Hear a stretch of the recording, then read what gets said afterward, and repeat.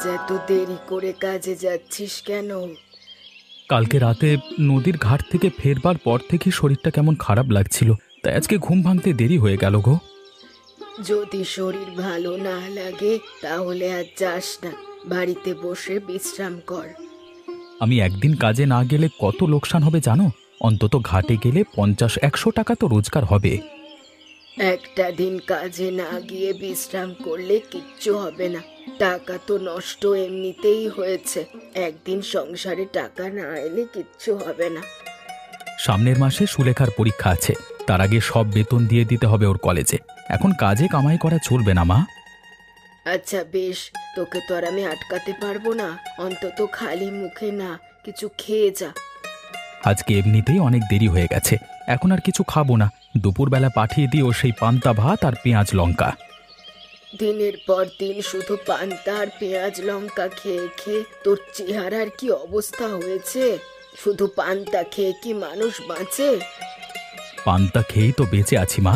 মাছ মাংস অথবা ভালো খাবার ভাগ্য আমার কোথায়? এসব বলে লাভ নেই।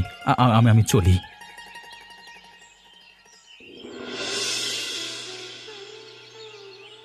কত গ্রামের কত ভালো ভালো ছেলে দেখালাম, কিন্তু কাউকে তো পছন্দ হলো না তোর। তুই কি আর কখনো বিয়ে করবি না? আমি তো সে কথা কখনোই বলিনি, কিন্তু তুমি যাদের সম্বন্ধ আনো কেউই আমার মন মতো নয়। আচ্ছা বল শুনি, কিরকম ছেলে চাই? তোর মন মতো হতে হলে তার মধ্যে কি কি গুণ থাকতে হবে? আমার পছন্দ সহজ সরল, সৎ আর পরিশ্রমী ছেলে। এমন কোনো ছেলে আমি বিয়ে করব না যে শুধুমাত্র তোমার টাকার লোভে আমায় বিয়ে করতে চায়। এ যুগে এরকম ছেলে পাওয়া খুবই মুশকিল। আজকালকার ছেলেরা একটু শ্রম বিমুখ আর আরাম প্রিয় হয়, এটাই তো স্বাভাবিক। কিন্তু আমার এমনই সেটা একদম পছন্দ হয় না। আমি সারা জীবন সততাকে সবকিছুর উপরে প্রাধান্য দিয়েছি, আর বিয়ের ক্ষেত্রেও আমি ঠিক সেটাই করব। তোর এই অবস্থা আবদার আদেও পূরণ করতে পারবো কিনা সন্দেহ। আমি আমার পছন্দ সম্পর্কে তোমাকে বলেছি, এবার এমন ছেলে খুঁজে বের করা তোমার দায়িত্ব। আর যদি এমন ছেলে খুঁজে না পাই তাহলে কি করবি? যদি এমন ছেলে খুঁজে না পাও তাহলে আমার বিয়ের চিন্তা ভুলে যাও। সারা জীবন আমি তোমার সঙ্গে তোমার এই বাড়িতেই থাকবো। বয়স হয়ে যাচ্ছে আমার, কোথায় না মেয়ের বিয়ে দিয়ে নিশ্চিন্তভাবে বাকি জীবন কাটাবো, কিন্তু তুই এমন শর্ত দিয়েছিস, এবার মনে হয় তোর বিয়ে না দেখেই মরতে হবে আমাকে। একটু পরেই অন্ধকার হয়ে যাবে, আমি মন্দিরের দিকে যাচ্ছি। তুমি বসে বসে ভাবতে থাকো আমার পছন্দ মতো ছেলে কোথায় খুঁজে পাবে।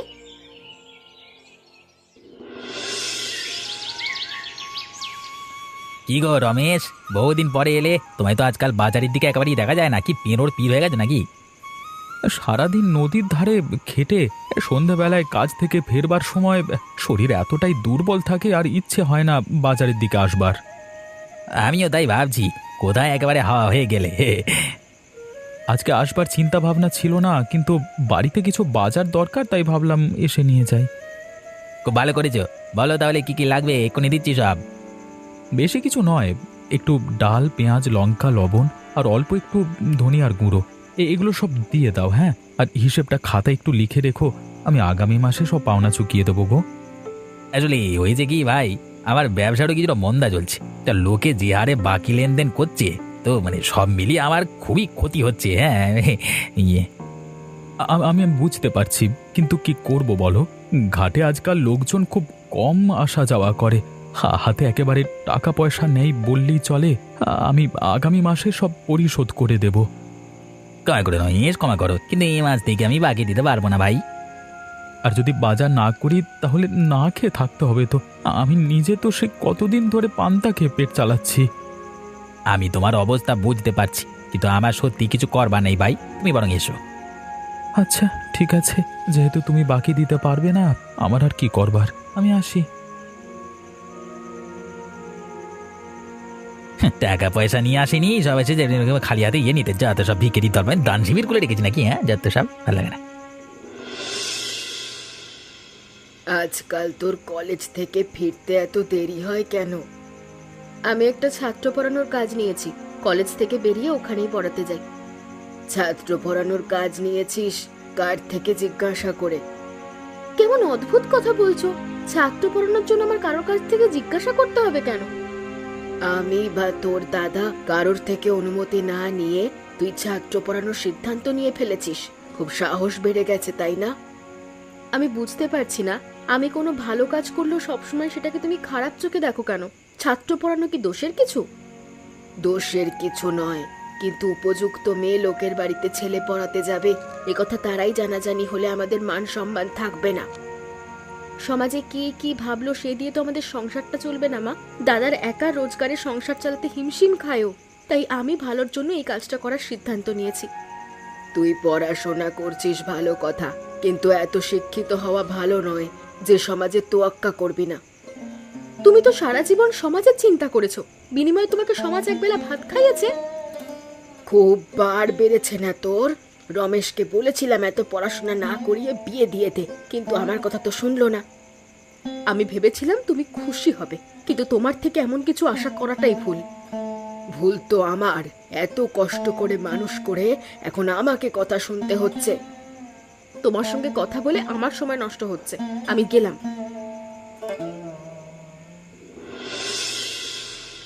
সুলেখা কোথায় গেল?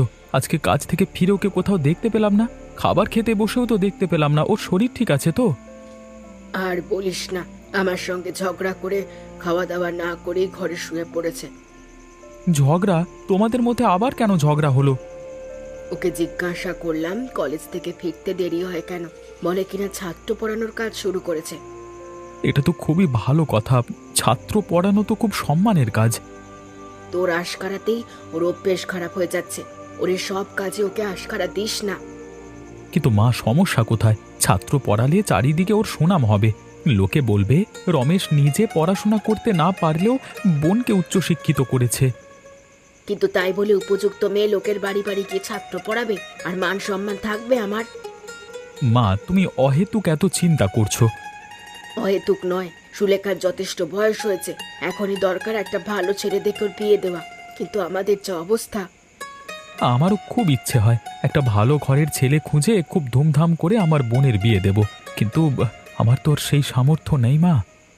এই জন্যই তো আমার ওকে নিয়ে চিন্তা হয়। পাশের বাড়ির অরুণের মা নানান ধরনের কথা বলে বেড়ায়। লোকে আমাকে প্রশ্ন করে এখন ওর বিয়ে দিচ্ছি না কেন।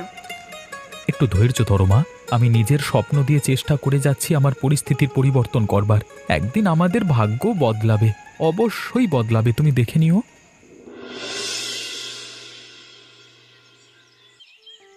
কেমন আছো সুচিত্রা? কোথায় যাওয়া হচ্ছে? প্রতিদিন বিকেল বেলা এ সময় আমি মন্দিরে যাই, আজও সেখানেই যাচ্ছি। কি ভাগ্য দেখো, মাত্রই তোমাদের বাড়ির দিকে যাচ্ছিলাম তোমার বাবার সঙ্গে দেখা করতে, আর পথে তোমার সঙ্গে দেখা হয়ে গেল। বাবার সঙ্গে দেখা করতে যাচ্ছেন? কিন্তু কেন? যাচ্ছি মূলত তোমার কাজেই। আমার আবার কি কাজ? সেদিন তোমার বাবা বলেছিল তোমার জন্য একটা ভালো ছেলে সন্ধান করছেন তিনি। তিনি আমায় বলেছিলেন আমার নজরে যদি কোনো ভালো ছেলে থাকে তাহলে তাকে জানাতে। কি আশ্চর্য, বাবা আবার আপনাকেই দায়িত্ব দিয়ে গেলেন কেন? তিনি তো অনেক গুরুজন, অনেক সময় ভালো মন্দ অনেক কাজের জন্যই তিনি আমার সাহায্য চেয়ে থাকেন। বলছি এরা খুব ভালো ছেলে সন্ধান পেয়েছি তোমার জন্য। এই কথা বাবার কানে যাওয়ার আগে আমাকে বলুন, কোনো ছেলে সন্তান পেয়েছেন আপনি আমার বিয়ের জন্য? পাশের গ্রামের মজুমদার বাড়ির বড় ছেলে, ছেলে কলকাতা থেকে পড়াশোনা করে কিছুদিন আগেই গ্রামে ফিরেছে, এখন বিয়ের জন্য মেয়ে খুঁজছে। ছেলের চরিত্র কেমন? চরিত্রের ব্যাপারে তো বেশি কিছু জানি না। ছেলে মানুষ, সামান্য একটু তো মুদ্রাদোষ থাকে, কিন্তু টাকা পয়সা সহ সম্পত্তি সবকিছুর দিক থেকেই সেরা। আপনি যেদিক থেকে এসেছেন সেদিকেই ফিরে যান, আমার বাড়িতে যেতে হবে না। কিন্তু কেন? কেননা আমি এমন ছেলে চাই না যার টাকা পয়সা আছে কিন্তু চরিত্র নেই। আর বাবা কেন আপনাকে এই দায়িত্ব দিল যার জবাবদিহিতা তার আমাকে করতে হবে? কিন্তু সুচিত্রা, আমি কিচ্ছু শুনতে চাই না, আপনি যান।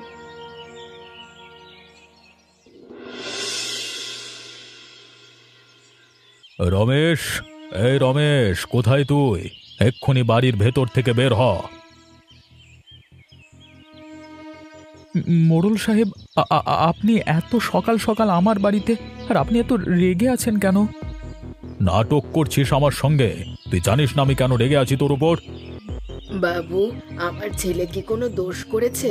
আপনি ওর ওপর চেঁচামেচি করছেন কেন? তোমার ছেলে আজকে থেকে 4 মাস আগে আমার কাছ থেকে 6,000 টাকা ঋণ নিয়েছিল সুদে। তা আজকে মানে কি বলবো, এত মাস পেরিয়ে গেল তবু আমার টাকা ফেরত এলো না। ইয়ে, ক্ষমা করবেন বাবু, আমার এই বিষয়টা একেবারেই মনে ছিল না। আসলে আমি অনেক বেশি দেনা পাওনার মধ্যে আটকে গেছি, তাই। তোর কোথায় দেনা পাওনা আছে সেগুলো আমার দেখবার বিষয় নয়, কিন্তু আমার টাকা নিয়ে কেন হেরফের হবে? হ্যাঁ বাবু, আমাকে মাত্র 1 মাস সময় দিন, আমি যেভাবেই হোক আপনার টাকা শোধ করে দেব।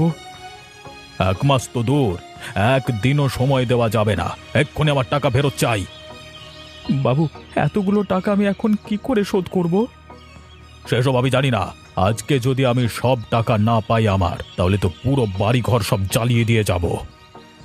সুদসহ মিলিয়ে আপনার যা পাওনা হয়েছে তার চেয়ে আরও 1 গুণ টাকা বাড়িয়ে দেব। আমি আপনাকে কথা দিলাম, আমাকে আর 1 মাস সময় দিন মাত্র। বেশ, আমি আজকে চলে যাচ্ছি, কিন্তু যা কথা হয়েছে তার যদি একটুও নড়চড় হয়, এর পরিণতির জন্য তোরা নিজেরাই দায়ী থাকবি।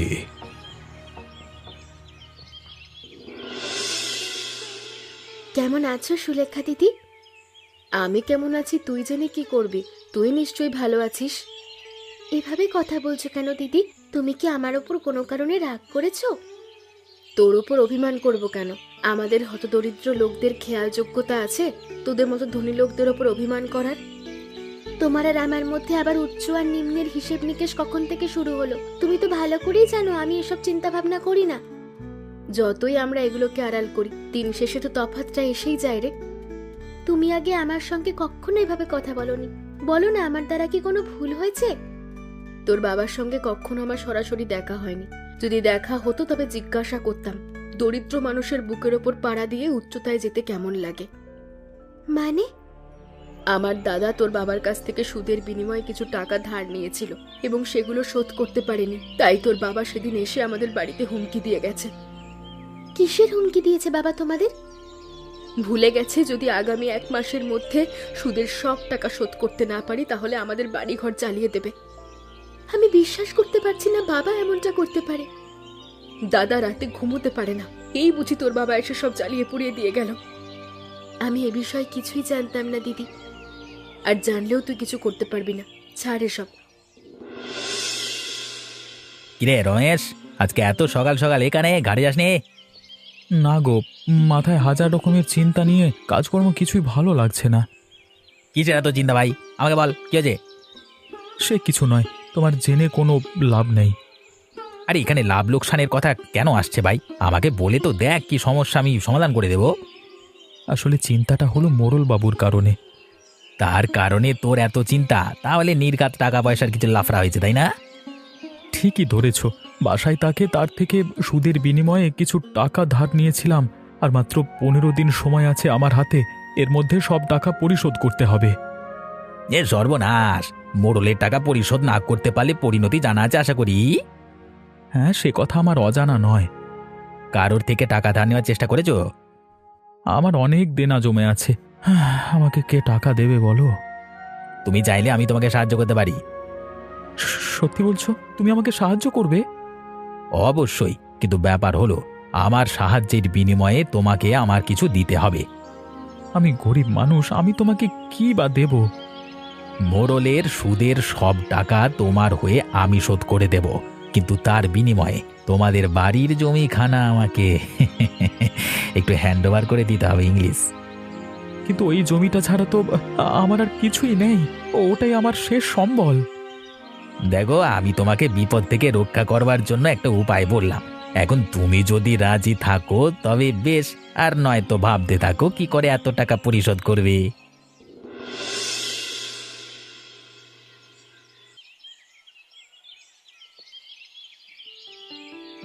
তুই আসলে আমার মনের খবর রাখিস। মাত্রই ভাবছিলাম একটু চা খাবার কথা। ভুল বলছো বাবা, আমি তোমার মনের খবর রাখি না। তোমার মনের খবর যদি রাখতাম তাহলে তোমার কি মনে চলে সব জানতে পারতাম। আমার মনে কখন কি চলে না চলে সবকিছুই তো আমি তোর সঙ্গে বলি। আজকে হঠাৎ আবার এমন কথা বলছিস কেন তুই? মিথ্যে কথা বলছো তুমি। তুমি আমার সঙ্গে সব কথা বলো না। এখন অনেক কিছুই আছে যেগুলো তুমি আমার থেকে লুকোও। এত ঘুরিয়ে পেঁচিয়ে কথা বললে আমি কি করে বুঝবো বলতো? সরাসরি বল, আমি কি এমন লুকিয়েছি তোর থেকে? তুমি সুদের বিনিময়ে মানুষকে টাকা দাও, তারপর সেটা পরিশোধ করার জন্য তাদের জীবন নরক বানিয়ে দাও। এসব কথা তোমার জানা ছিল না? এসব বাজে কথা তুই কার কাছ থেকে শুনেছিস? কে বলেছে তোকে এ কথা? আমি কার থেকে শুনেছি সেটা বড় কথা নয়, আমি অনুভব করলাম আমি আজ অব্দি তোমাকে পুরোপুরি চিনে উঠতে পারলাম না। মা বাবা অনেক কিছুই করে থাকে, এসব নিয়ে সন্তানদের বেশি মাথা ঘামাতে নেই। ঠিক আছে, শুধু একটাই কথা বলবো, আমার মনে তোমার প্রতি অতটুকু সম্মান ছিল, সবটুকু আজ ধুয়ে মুছে গেছে। তুই আমার সঙ্গে এভাবে কথা বলতে পারলি সুচিত্রা? তোমার কর্মকাণ্ড আমাকে বাধ্য করেছে তোমার সঙ্গে এইভাবে কথা বলতে। আমি সারা জীবন সততাকে মহত্ব দিয়েছি, কিন্তু তুমি পুরো সমাজের কাছে আমার মাথা হেট করে দিয়েছো। তোমার সন্তান হিসেবে আমি লজ্জিত।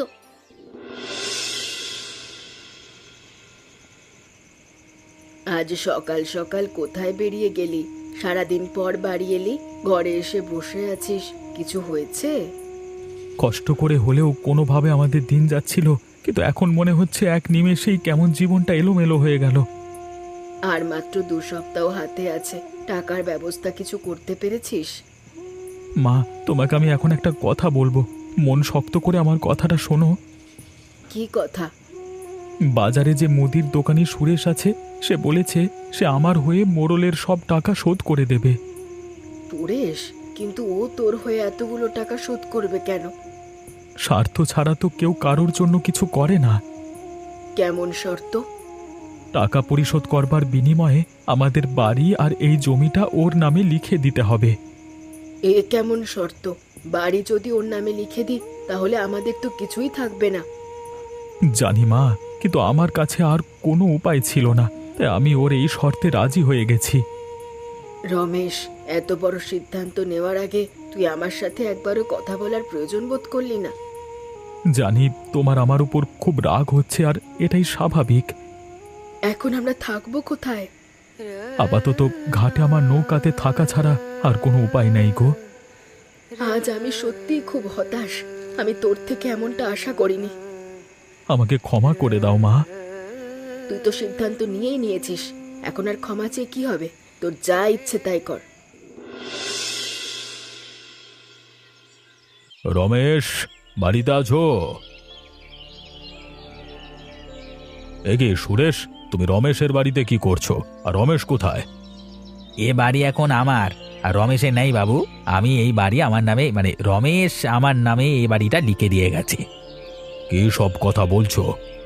ওর নিজের বলতে শুধু এই ছোট্ট কুঁড়ে ঘর ছিল, এটা কেন তোমার নামে লিখে দিয়ে যাবে?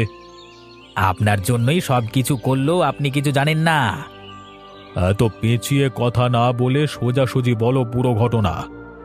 আপনার সুদের টাকা পরিশোধ করবার জন্য আমি রমেশকে শর্ত দিয়েছিলাম, টাকা পরিশোধের বিনিময়ে ওর এই জমি আমার নামে লিখে দিতে হবে, আর ও সেটাই করে যায়। আমার কারণে বেচারা নিজের শেষ সম্বলটুকু হারিয়ে ফেললো, তুমিও বা কেমন হে? তোমার লজ্জা করলো না ওর শেষ সম্বলটুকু কেড়ে নিতে? কি আজব ব্যাপার, আমি তো ওর থেকে কেড়ে নিইনি, ওকে বড় একটা ইয়ের হাত থেকে বাঁচিয়েছি, দেনার হাত থেকে, আর তার বিনিময়ে এই জমি লিখিয়ে নিয়েছি আমার নামে, ব্যাস। এখন রমেশকে কোথায় পাওয়া যাবে কিছু জানো তুমি? শুনেছি ওর মার বোনকে নিয়ে ওই ভাঙা নৌকায় করে নদীতেই থাকে।